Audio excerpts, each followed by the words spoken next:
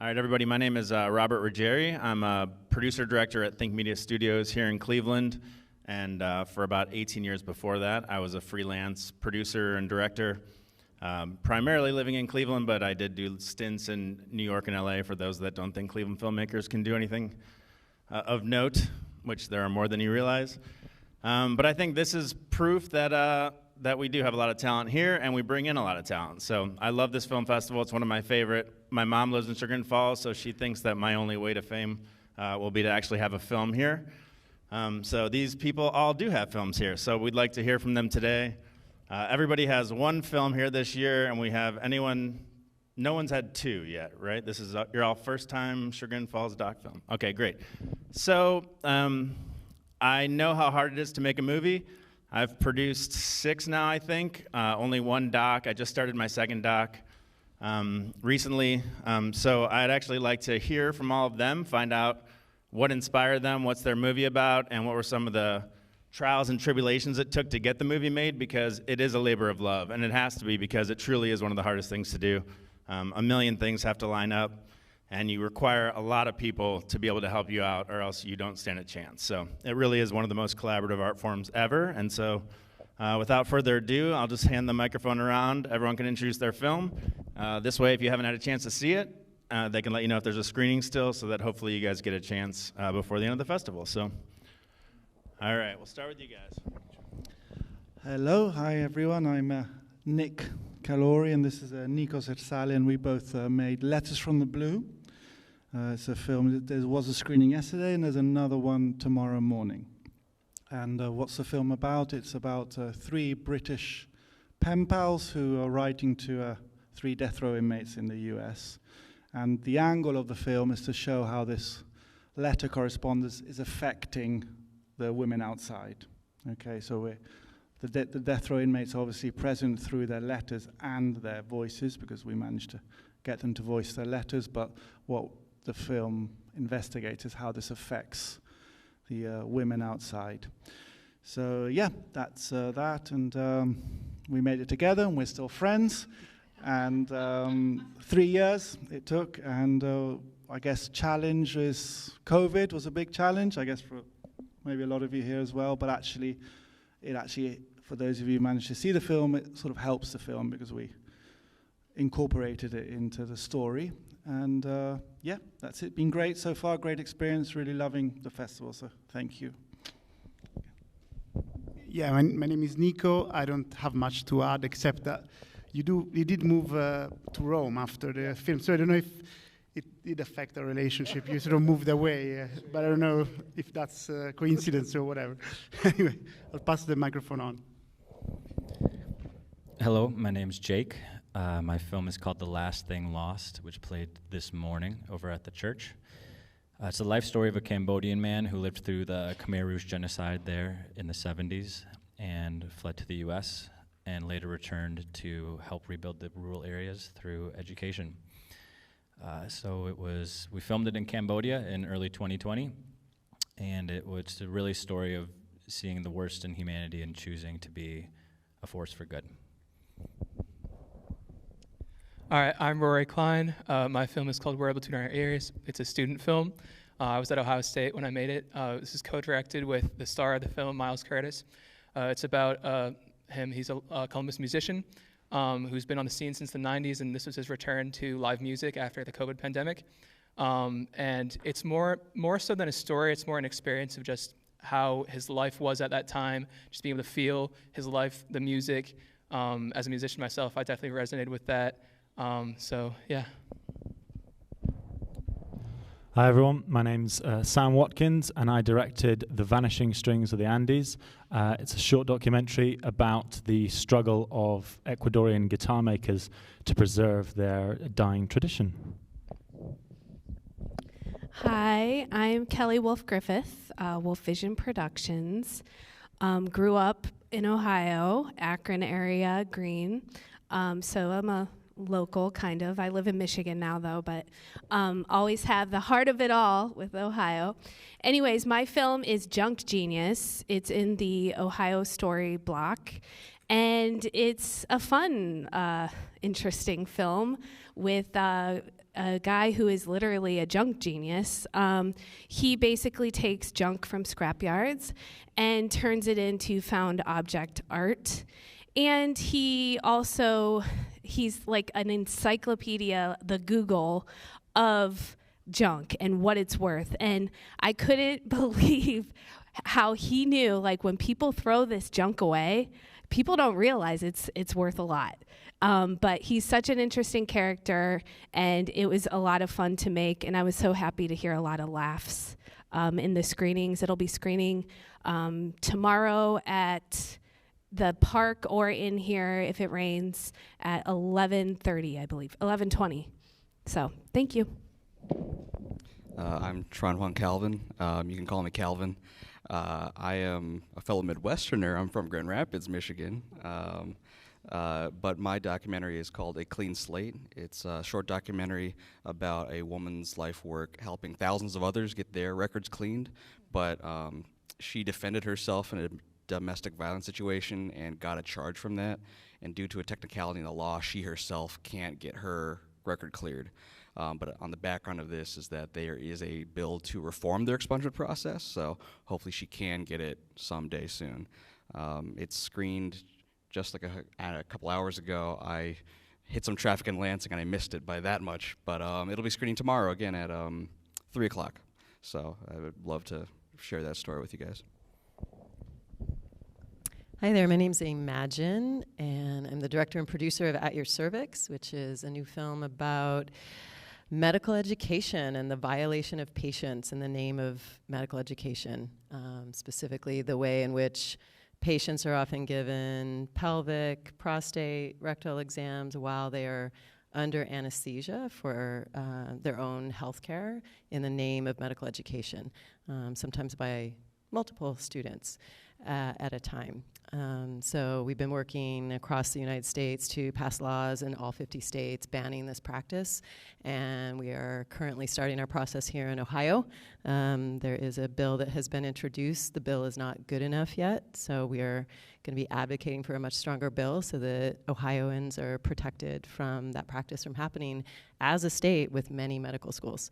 So if you're interested in that, I would love to talk with you about it. Hi, Renée Bergan, also with At Your Cervix, co-producer, cinematographer, and editor. And in case it wasn't clear, these situations are happening without the patient's consent. And just to touch about you guys, we've been friends for 30 years and we still made it through. And we did the whole film remotely. So yeah, we had our whole entire team is remote. We all live in different places. So thanks to the power of the internet. Hello, I'm Steve Oldfield. My film is called Armor at the Arnold. It's also an Ohio story, and we'll be playing tomorrow in the same team. I look at a sport that's growing, that's known by many different names. One is armored combat. The other is boo-hurt, if you're familiar with that.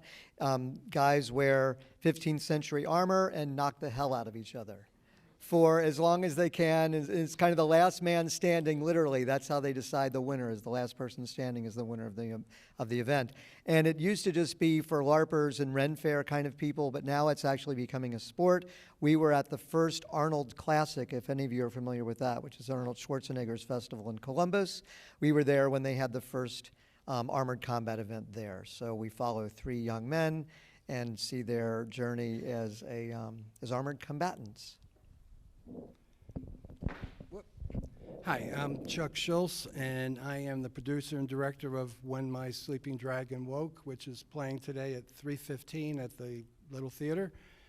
And the film really follows actor, playwright Sharon Washington, who she's a veteran actor whose family story is revealed as she tries to finally write that story, which is that her father was a custodian at a New York public library during the 1960s, and she lived on the top floor inside the library. And so during that process of trying to tell that children's story, she reveals her family story as well, and it's really like the flip side of what you would consider to be the fairy tale story of the little girl who lived in the library.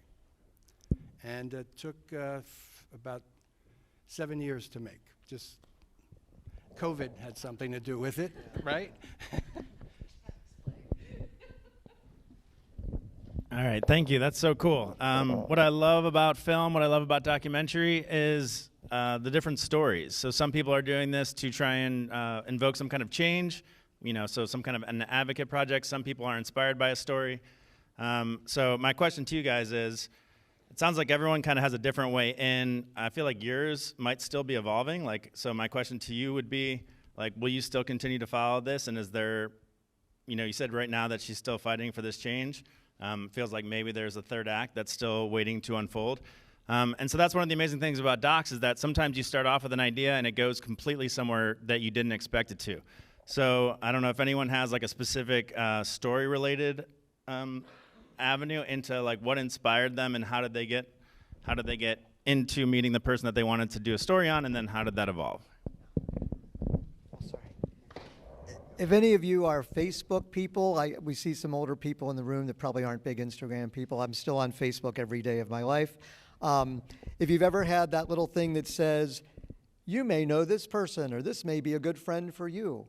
That's how this whole film got started, because I shared a mutual friend with one of the armored combatant guys, and that friend actually lives in London, England, and I looked on there and I saw this name directly at him, and he lived about 15 minutes from me, and it turns out he's an incredible photographer. So I'm also a photographer, so I said, well, you're a 15th century person, we'll do some bartering. I'll take pictures of you doing your armored combat if you'll train me for free. I did that for an entire year, and I would go to events and shoot video and take pictures, and then I was in television news for many years and got out of the business, which is a local thing here, kind of came after me to be a reporter. And they said, well, you haven't reported in 10 years, we need a demo story. And coincidentally, the armored combatants were going to the Arnold Classic. So my demo story to get hired by Spectrum turned into a short documentary that's now in this festival. I spent just a couple days on it because I'd been shooting for a year and a half with Drake already, following what he was doing. And the irony for me is I had 2 other films that I spent a year and a half of my life on that I was very kind of like theirs, more of a mission film. Neither of those got into this festival. Got into other festivals, but not this one.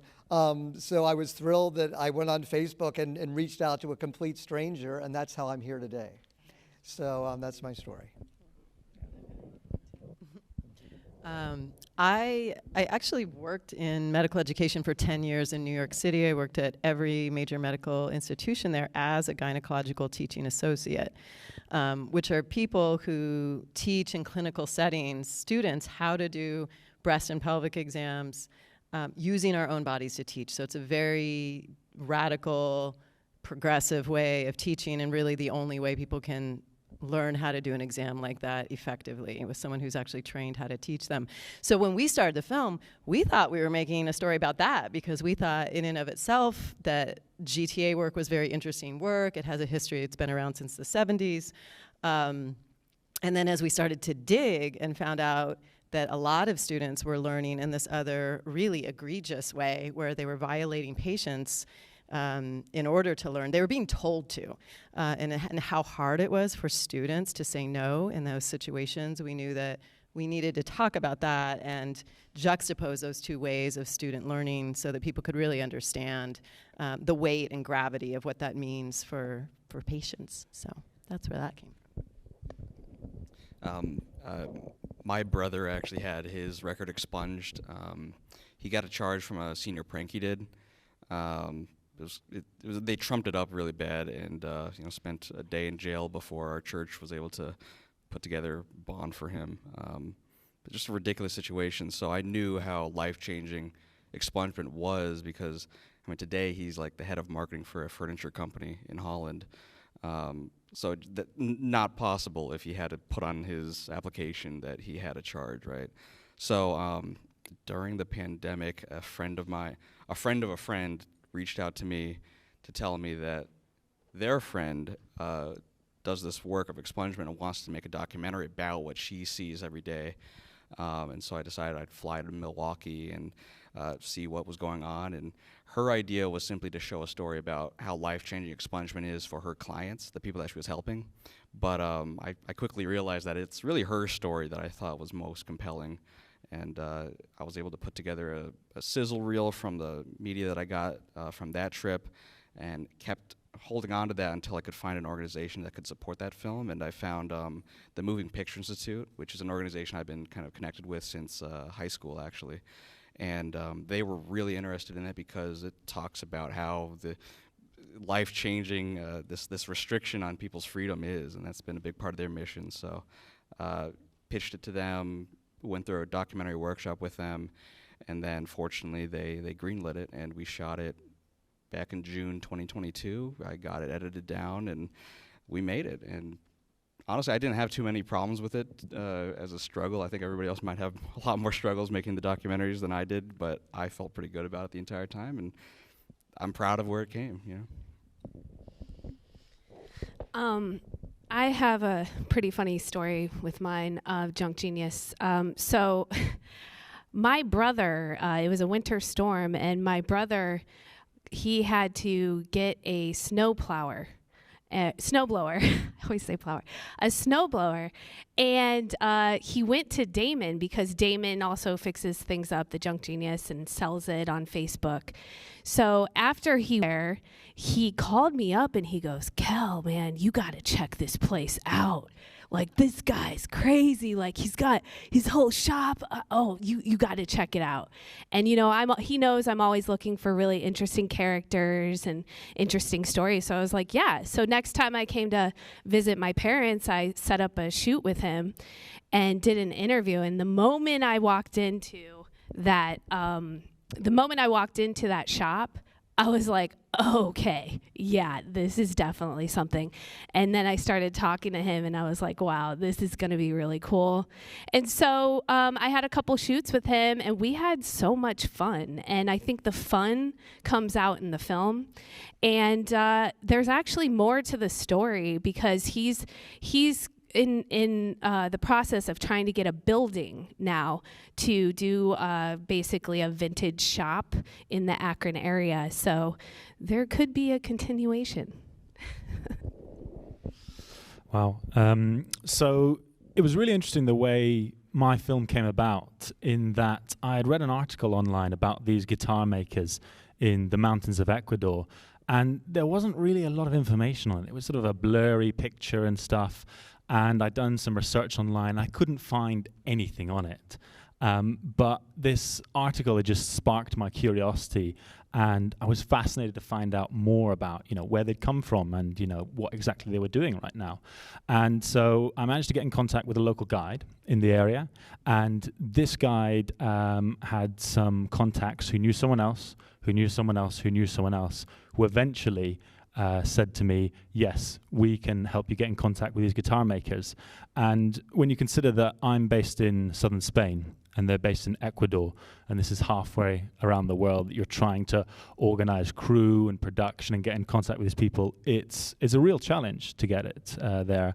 But through this, you know, long chain of people, I was able to get this story and able to get the approval from the guitar makers. They were happy to contribute. And in the end, I have to say, one of the exciting things that's come about is, as a result of watching the film, I've had people come to me and say, I'm actually going to go to Ecuador and buy one of these guitars to help support the guitar makers and what they're doing there. So it's really been quite exciting so far. Yeah, so the interesting thing about how I met Miles in my documentary is it was actually I met him from a previous documentary I'd made called Open 24 Hours, which was about, I don't know if anyone knows the Columbus area that well, but Buckeye Donuts, Ohio State classic, everyone loves it. But he works at Buckeye Donuts, he does the night shift, and my film was about just people who do the night shift at Buckeye Donuts and why they do the night shift and what passions they have basically outside of that, because I found that so many of them had so many interesting things they'd like to do during the day, which is why they like doing the shifts at night. Like Miles, of course, is a musician. There is a voice actor. Someone was going to technical school, wanted to be an engineer. So just so many people with all these different passions that were, you know, building up at day, and then at night they do this donut shop. But anytime I would show the film to someone, they'd say, well, you know, this is good, but like Miles is so like charismatic. He's so interesting. He's so passionate about all these different things. I don't think I mentioned before, in addition to the music, he also makes comics. So he just has so many creative different pursuits that he's doing. And so that was in 2021. And then, I was kept going through school, had, more film classes, and I had a documentary class down the line again, and I was like, well, I've kept kind of in contact anytime I go to Buckeye Donuts, I'd say hey to Miles, tell him how film school is going, so I was like, why don't I make a movie that's specifically about him? So I went and asked him if he wanted to do it, and he was absolutely on board, and he had that live show coming up, so it really set into motion like a good story arc for him, so yeah. I'm half Thai, so I try to go back to Thailand and visit every so often, and I had a trip planned, and through some mutual connections, someone was like, hey, you should go see this work Sarith is doing in Cambodia, who's featured in my documentary. And I called him once, and it ended up, I thought I was going to stop over for a day or two, and it ended up being just 3.5 weeks filming a documentary with him while we were there. And it was, I didn't know what we were going to do going into it, and it kind of organically became a bigger project. I didn't know anything about the Khmer Rouge genocide, which was the second biggest genocide behind the Jewish Holocaust in World War II. So it was, as I was learning these things, I felt inspired to really get his story out there, especially because it was so close to where my mom had grown up, and I knew nothing about it. I knew that my peers that I'd asked in the United States had no idea what's going on. So that's how that came to be. Yes, with Letters from the Blue, like Nick came into our studio one day with the concept, and I loved it. And we started the sort of casting, basically, of these 3 pen pals. So we put like an out call out there to see all these letter writers who written to inmates, and we got like hundreds and hundreds of letters that we go through, and we've selected these 3 great women that basically were open to share all their exchange with us, like even the most sort of intimate exchange they had with these inmates. They were happy to share it and to be very open about it. So that's why we've selected them, because they were just great. I'll leave Nick to talk about sort of where it all came to be. Yeah, no, I mean, the idea was my partner, she decided to start writing to a death row inmate. And I remember we had long talks about it, and there are obviously ethical issues all around that, but she was sort of drawn to do that. And I noticed when she started writing, and after a bit she sort of settled in a routine, and I couldn't help seeing how sort of her time to write back to this her death row inmate was something that was almost had a therapeutic effect on her. She sort of relaxed her, helped her, and sort of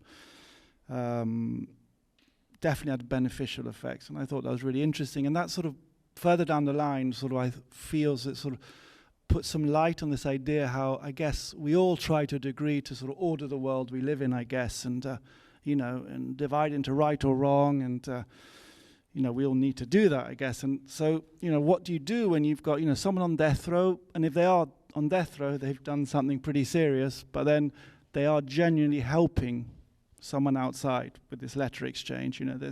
There's an exchange there, and it's a good exchange, and it's making the person outside their life better. So that is something that sort of we were drawn to this, so the complexity of the issue, but also trying not to be too judgmental, or not to be judgmental, and sort of allow the people in the film to sort of dictate how we would go with it, and understand their motivations. So I guess all of these things came together, and got us to make this film. Yes, of course. Hi. So I forgot to mention that I'm married to Sharon Washington, who's the character in the film, the subject in the film, and she had talked about writing her story for the better part of the 25 years I knew her. And actually we spent 3 New Years up in Saratoga Springs, and on the way home, she would tell me that she wanted to write her story, and then finally, in the 4th year, I said, you got to take a class. You have to sit down and write it. And anyway, so Sharon did, and I think the process for me was that I had a particular idea in mind, which was to just follow the writing story about becoming a playwright. And what transpired was I didn't really take into account unions and whether or not I would be able to shoot on rehearsals, shoot part of the production. So I had to rethink the making of that film, and I think it's all for the better, actually. The changes that were made, you have to follow where your story is sort of dictating, right? You start one place and you go somewhere else. And I think one of the things about it is that Sharon allowed me to do that, which took a lot of nerve for her to do that. We still speak to each other, you know. And basically Sharon's become an accomplished writer. I mean, one thing I was saying to the fellows I was sitting with was that, you know, time can be your enemy or your ally. And I think as documentarians, time helps you with your story. It evolves, it develops. You might curse it because it's taking so long to be made at some point, perhaps. But things happen that make your documentary better for it, for the most part. So hats off to everybody here for what they're doing. That's so cool. All right, so one of the things that I wanted to follow up, so every time you guys talk, I get excited. I wish we could just like sit here and chit-chat all day. So you guys all have very diverse backgrounds. Just quickly before I hand mics back to you guys, how many of you are full-time like filmmakers or video? So most of you do this for a living, so it's a little easier to probably get access to stuff. So one of the things that's interesting about stories is that they're not cheap. You know, like they cost a lot of money, gear, crew, and travel. So I know just from hearing you guys talk, a lot of you are already talking about having to travel. So my question to you guys is going to be twofold, because I don't know how much longer we have. But first would be, how many of you had to go out and actually raise financing, or how many of you just used your own money and just took that as far as it can go? And the challenges with the finances of it, because I've had movies where my first doc, I didn't know how to budget it. So I went a lot higher than I thought it was going to be. I got it financed, and I ended up being about half of what it actually cost. So I learned the hard way how the financial part of it works. So any challenges with the money aspect of it, because I want this to be hopefully helpful to future filmmakers if they're watching this. So talk about raising money if you needed to, or just depending on using your own money because you're that passionate about the story. And also just any advice you have to filmmakers in terms of pursuing their dreams, because for so many people, and hopefully this is shifting, people just look at this as a hobby, you know, where you can see all of us are doing this and making a living out of it. So that's my question to you guys, is the money and the advice part.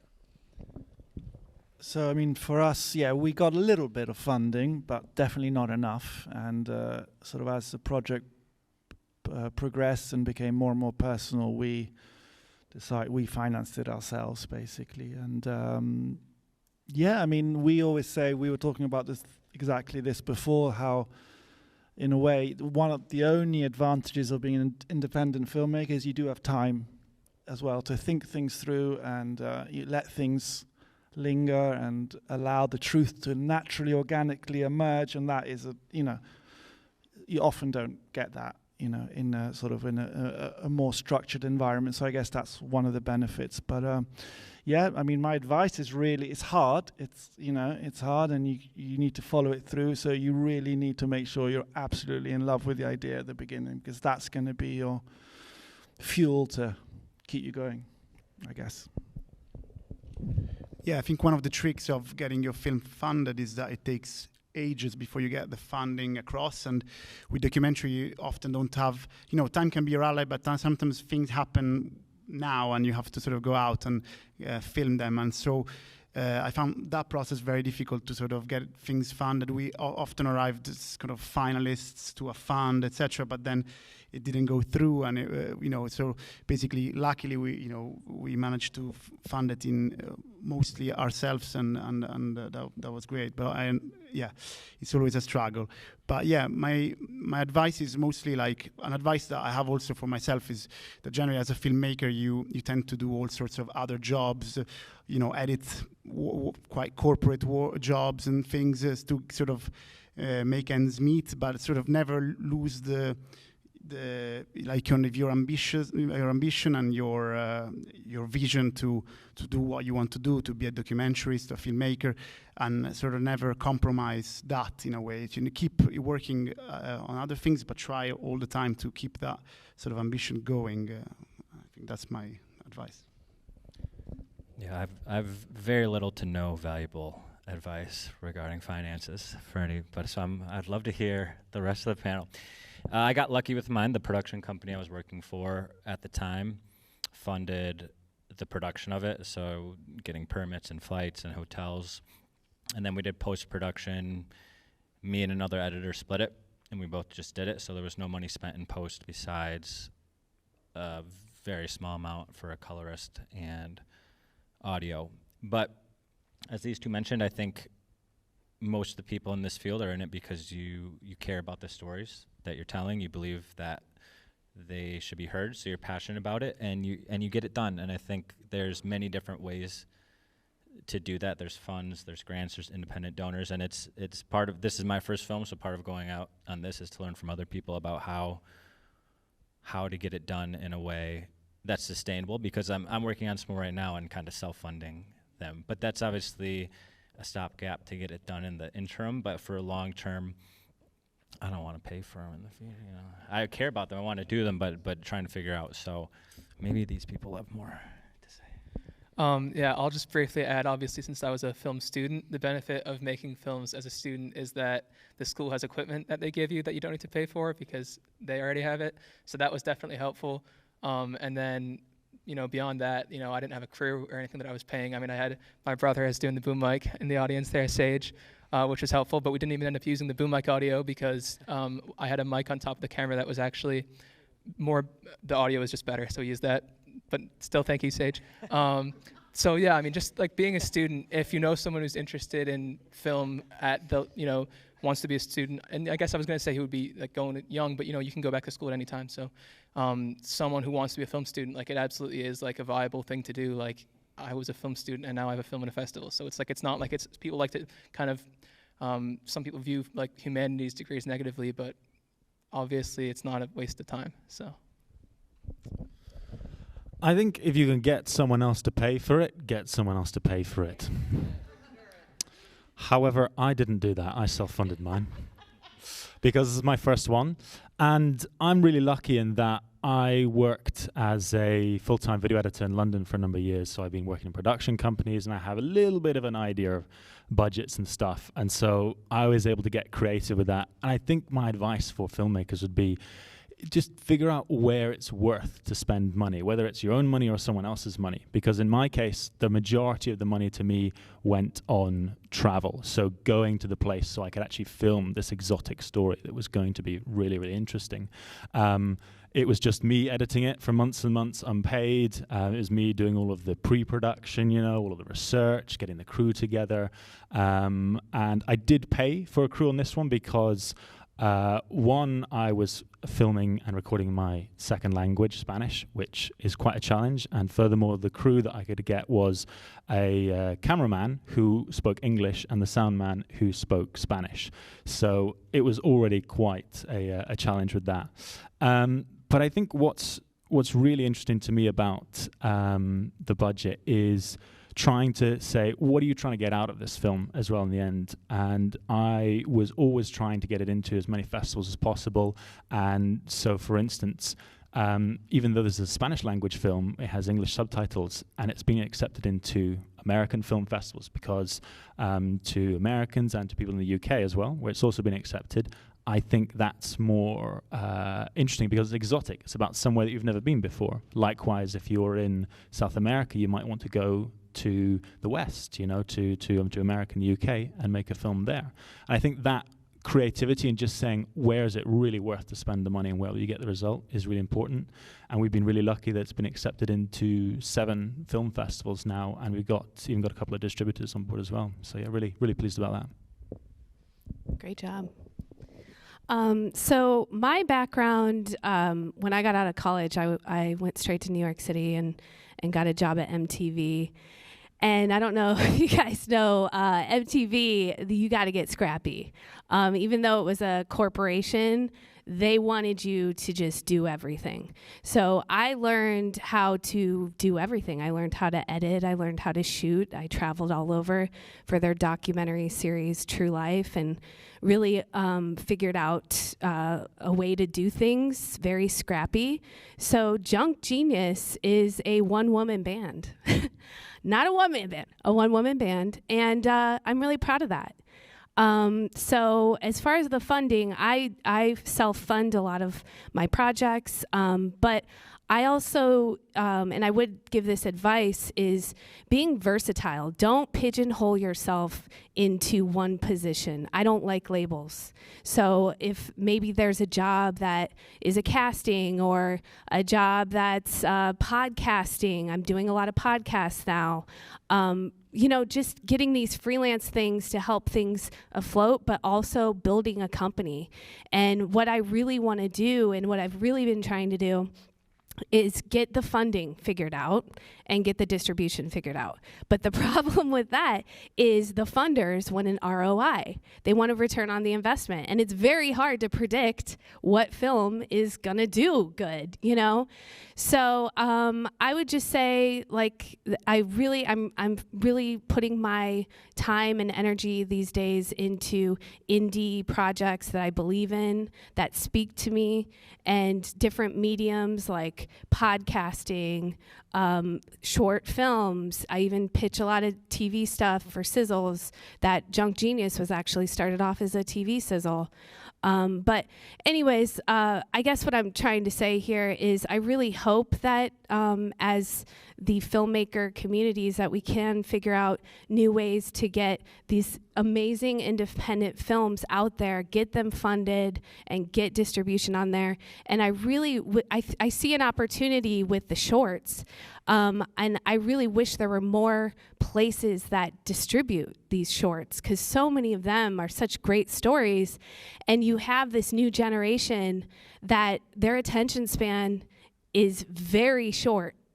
No pun intended.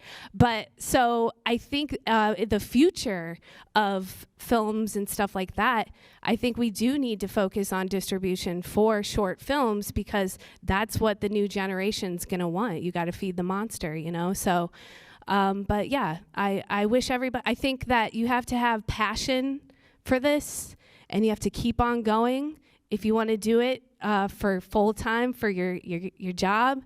But when you do it, you can create a fascinating life. So go for it. It's really cool that you went to MTV, because I went to Vice, and that's probably where a lot of my where I think that's where my love of documentary came from. I think the best thing to think about is that your network takes years to build. The opportunities come from something you did, a seed you planted years ago. So the Moving Pictures Institute that funded my film, I went to an event for them back in high school. I actually skipped my prom to go to it, and that was, I think, 8 years before this film. So that's how long that relationship had been building. Kept doing events with them all this time until I finally got this film funded, and that's my first time they actually funded. Well, they funded a different project before that, but still building that much time. As far as getting the subject for the documentary, that was because I was a part of Facebook groups where people were kind of interacting, and then I made friends through that, and then a friend of a friend through that reached out to Shanielle and reached out to me. So these opportunities come from seeds you planted years in advance. So if you have an idea right now, it probably would be pretty tough to get it funded if you don't have the network. So the biggest thing, I think, is planting those seeds now and waiting for them to grow over the next few years, and then those opportunities have a place to go. Our project was largely community funded. Speaking of network, we're older and have some network. Renee's an artist and filmmaker of many variations. I'm a sexuality educator. I've got a lot of my own communities and artist communities and writing communities. So we did a crowdfunding project. We raised $52,000 through that. Which we thought was going to be enough. It was not enough. That was not enough. We got one small grant, but honestly, we wasted a lot of time grant writing. We wasted a few years early on thinking oh, this is really fundable. Surely we should be able to get a grant for this, and it just ended up. It doesn't mean don't go a grant route, but it's a lot of work. It ended up being a lot of work, sucking a lot of time. We could have just been working on the film. The film was a long, long project. But I think having the network is important, and then doing a crowdsourcing campaign is really a full-time job. It's not something you just like press play, set it up, and then it goes. I mean, it's really about, we spent a lot of time reaching out to people, getting people to donate, getting people excited about what we were doing, but in the process, we also built an audience for the film. We had over 1,000 people donate over the years, and then Renée brought in an executive producer who ended up giving us a pretty big chunk. We had a couple other people that gave us sizable chunks, and so that really allowed us to get where we needed to go. But do you want to talk about PBS? Yeah, I was going to. So, yeah, through that process, we mostly got the film covered, except for this one did not get paid nearly enough, which I'm totally against this whole idea of filmmakers don't get paid. That's bullshit in my mind.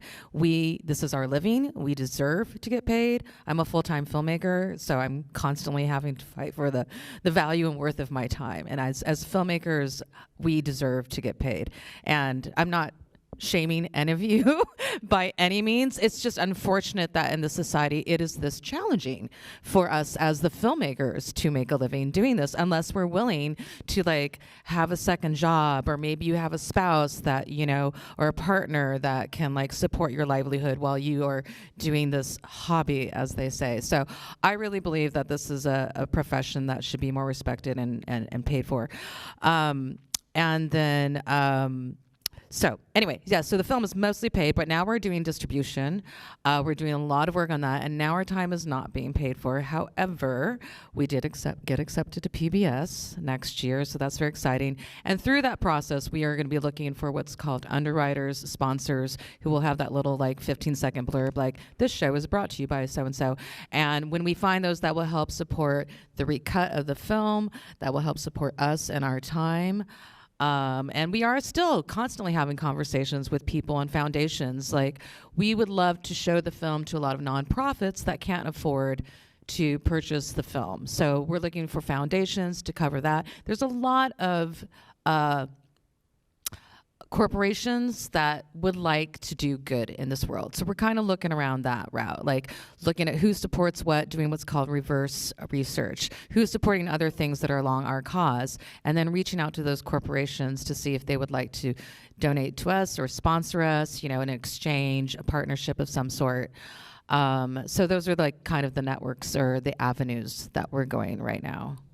Yeah, go ahead. Just really important about PBS for films that are right for PBS. Most filmmakers don't know that the underwriting is completely yours.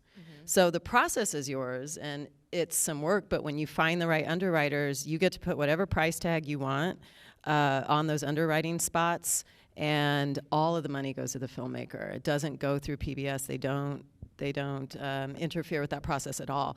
So that is actually where we're going to be able to recoup a bigger amount of certainly my time and what has been spent over all these years, and really support our distribution efforts. So that's an underlooked spot in distribution, and we're a part of some more progressive distribution communities, filmmaker communities that are like pushing new models, because nobody knows where it's going right now, and we all are trying to figure that out. So. Yeah, just one more quick thing. So advice. If you're going to do a documentary, and I get a lot of people like, oh, I want to do a documentary about this. I say to them, I'm like, are you willing to spend the next 3 years of your life doing this? Because that's what you're going to do. So really, or more. That's a short one. That's like, yeah, if you got a lot of money. So that's one thing I say. And also building relationships with various organizations, partnerships, get partners. Whether they can give you money or not, they're going to give you an audience. And maybe somewhere in that audience, it's, like the 6 degrees of separation. Maybe some of that audience will have, money for you or know a place. So it's passion, but you can make it happen. You just have to be persistent and smart about it. I want to give 2 quick thoughts. The first is the perspective of just how things have changed so much. When I started in this business covering Sundance for a television network for 12 years, back then, just to have a video camera, a decent video camera that was standard definition, was $80,000. The editing equipment was another $30,000. So if you wanted to go into production by yourself, you were looking at $110,000, not counting anything else. Now, all of my films have been made with a little Sony camera that cost me $2,000 and is 4K. The editing equipment was, I think, I don't even have Adobe Final Cut Pro. I have something called Elements, which is a cheaper version. It was $90. It lives on my computer. I don't have to spend a monthly fee for any of that. It cuts great. If I need an effect, I go to one. I teach at a college, so I'll go to one of my students, and they'll do the color timing or they'll do the effect. So I've made all my films for hardly any money. The first one was a contracted PBS film, and I will tell you, I ended up spending about double of what I was paid because so always bid a lot higher or put in a lot of money in your budget to make up for what are unforeseen costs, I would say. So think about that. And then the other thing is that I will tell you is think about what your topic will be, because I had a film that I self-funded that I believe very, very strongly in. It was about a kid named Nick Sandman, who was the kid with the Make America Great hat, who was standing in front of a Native American who beat a drum in his face at the March for Life. I don't know if any of you remember that. It was a viral video. He sued and successfully beat the Washington Post and CNN and a lot of people who misrepresented him and called him a racist. He was not a racist. He's a really good kid. We had exclusives out, the Yin Yang, all these great people in the film. Sundance gave me a waiver. They said, we're really excited about this film. And then they found out that the antagonist, the villain of the film, happened to be a Native American man. So no one would touch the film because they didn't want to have a film that had a Native American antagonist in the film. So we thought this was my big, I'm going to be a millionaire over this film. It's going to go all over the place because this is such an important topic. I ended up getting into one festival out of 45 entries for a project that I worked probably 60 hours a week for a year and a half on my own time, right? So that was devastating. And that's why I've started doing these short films, because I just love the whole film festival thing. I've seen some of the most amazing cities. There's a place called Borrego Springs, California. Amazing festival. Chagrin Falls, I'd put in the top group, but I've been to festivals all over the country with films. And if that's your goal, just to meet amazing people, to tell really good stories, that's great. But don't ever think, I've got it, I'm going to be a millionaire on this film, because the odds of that happening can be very slim. But think about what your topic is, because if it happens to be a white male wearing a Make America Great hat, no matter what the story is, people aren't going to touch it. I'd like to second just about everything. Everybody has their own experiences, but definitely trying to make a living as a filmmaker, a documentary filmmaker, is very difficult. I think one of the words is tenacious. You have to go after it. You have to deal with all kinds of obstacles, but the joy is in making your film and then having it seen. And that's a difficult task for us all. But that's pretty much, I think it's all been said, basically. Thank you. All right, I was just going to say, can I turn to the audience for any questions? So I don't know if this will make it. Oh, okay, yeah, if we can take that to him, that'd be great. Oh, yeah. You can have that one. No, or vice versa. I don't need it. I mean, I'm just going to stand here until we know who's going to answer the question. Yep. Oh, okay. A lot of times I think there's a mysterious quality people, or I relate to documentaries, which I saw the last Bumblebee, and I now realize why they're called Bumble, and how they bumble around on flowers.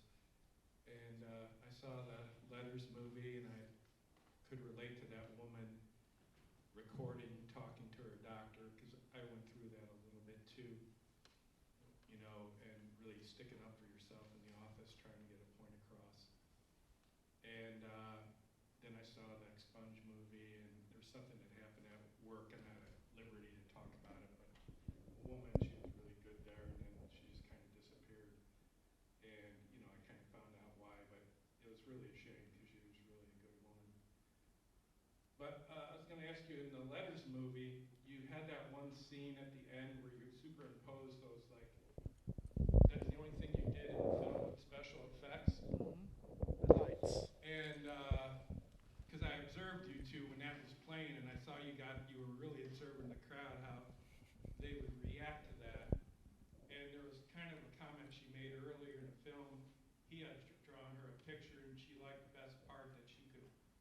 through the wings. Is that a play on that comment, or is that why you did that?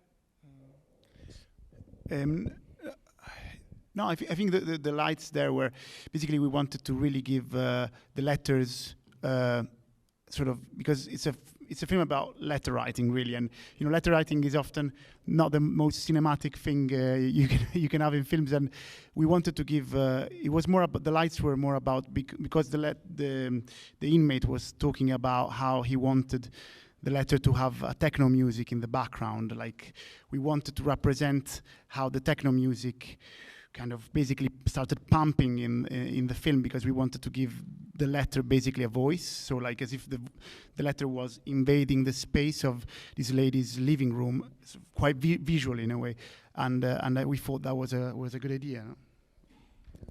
Yeah, sorry, just for, I guess maybe some of you obviously haven't seen it, so there's a moment at the last scene of the film where, after a long absence, the death row inmate resumes writing to the pen pal, and one of the first things he says, wouldn't it be cool if there was techno music when you could read a letter? And then the moment he says that, we hear techno music and with lights and disco lights, and I guess there's animation with that character, so it's just, again, trying to lock into the point of view of the person reading it and receiving the message, I guess, yeah.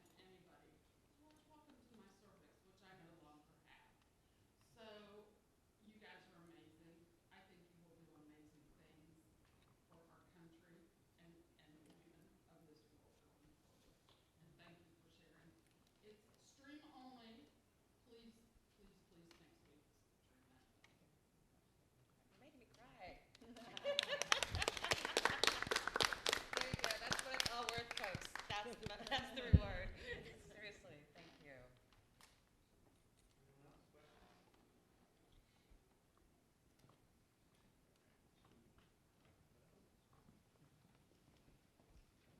All right, so it actually is so cool for me as well as everybody else to have you guys all here on stage. It's so cool to see all the different backgrounds, the different stories you guys were drawn to.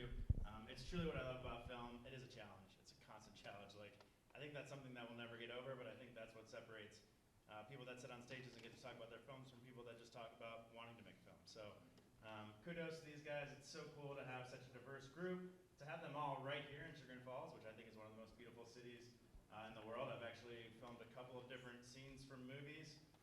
Little shameless plug, if you guys ever see the movie I See You. It was premiered on Amazon and Netflix at #1 for during COVID and afterwards. Opening scenes are right over this beautiful falls in this area. So we do love this area. We love that all these filmmakers get to come here from around the world, tell these amazing stories, because it's just what we need. It's what we need as fellow humans having this experience, is to be able to see through different people's lenses what life can be like, because we only have our limited experience.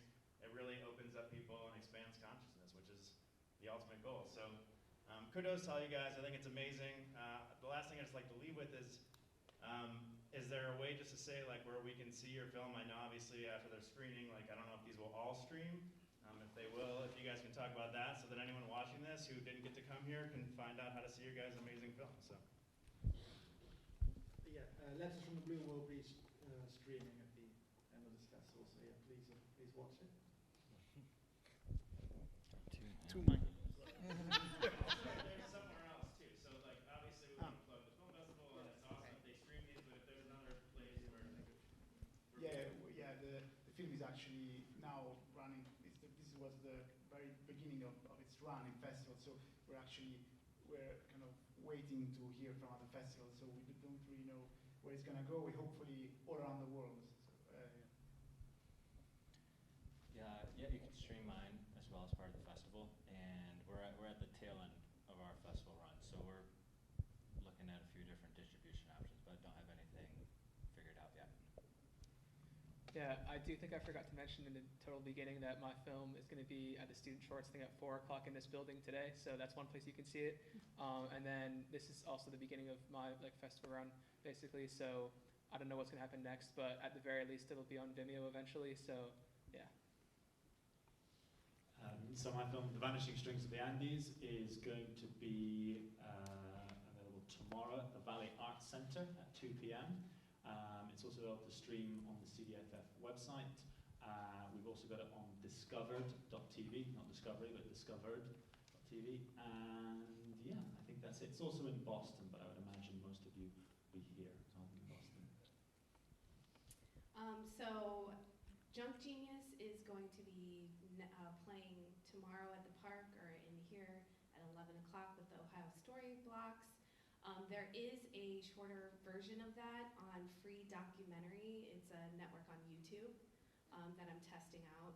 It's a German company, and but this one is the extended version, which is still a short, but there's another version on freedocumentary.com on YouTube, and you can check it out. But I think this is also streaming next week on the virtual thing for the festival.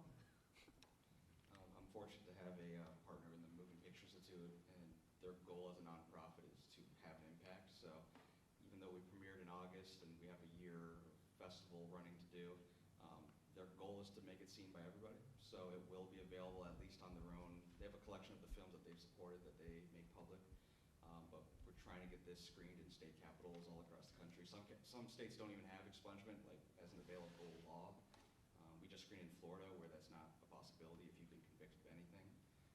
So we're trying to have an impact with this film, and so we're going to try to push it out everywhere. And beyond that Vimeo link, I think we are screening. I think we're on the online for CDFF. So please see it there. Next week. Yeah. We're currently touring colleges, universities, medical schools, nursing schools, screening the films. If anyone's affiliated with a university and wants to bring us, we're doing that, speaking about it, having panel discussions, so that's been super rich. As we said, we're going to be at PBS next year. Best thing to do is just go to @yourcervixmovie.com or follow us on all the socials at @yourcervixmovie, and whatever we're up to, all the current information will always be there whenever people are watching. Yeah, if you sign up for our email list, which don't worry, it's like once a month you get something, you'll know we're coming to a town near you. And we have done one, and we're going to do a couple more, maybe at least one more kind of limited screening for people to watch, but virtual, yeah. But like most folks sitting here, we have to kind of be at the beginning kind of closed because of the whole festival situation. But eventually it will probably be available there. But yeah, just keep an eye out for us. PBS, sign up for our email list, and you'll hear about it. And Armor at the Arnold will be part of the Ohio Stories tomorrow. And then the Nick Sandman story is called Rush to Judgment. The website is rushtojudgmentdocumentary.com if you have an interest in that. I'll be happy to just send you a link and have you watch it, because I just want to get the story out. So those are my 2 films. All right, well, if there's no more questions, last chance. All right, well, I guess I just want to thank you guys all for coming. I think it's so cool that you guys are all here. Please support their stories. I know you guys do since you're here in person. But anyone that's watching from home, please make a point to go to the Chagrin Documentary Film Festival website, check out their films, and hopefully learn more about the world that we all live in together. So thank you guys for being here, and appreciate your guys' stories. Thank you.